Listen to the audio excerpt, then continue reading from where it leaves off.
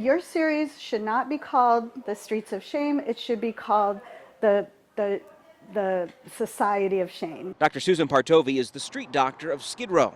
She's the medical director for the nonprofit Homeless Healthcare Los Angeles, specializing in working with the severely mentally ill.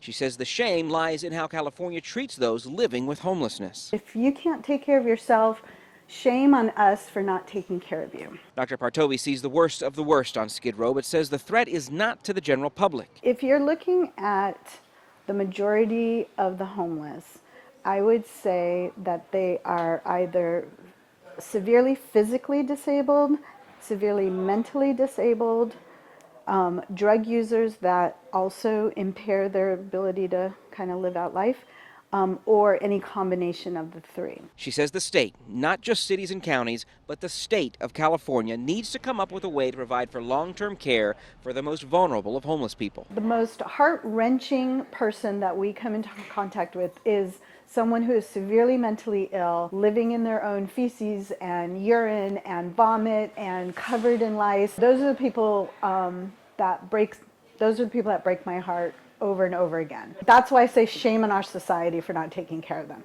Dr. Partovi says that if policymakers want to get a grasp on the homeless crisis, they have to think out of the box. And she says the very first immediate thing that needs to be done is that anywhere there's an encampment on Skid Row or even in your neighborhood, there should be a dumpster for the homeless people to use and portable toilets. She says that alone could help control infections and disease.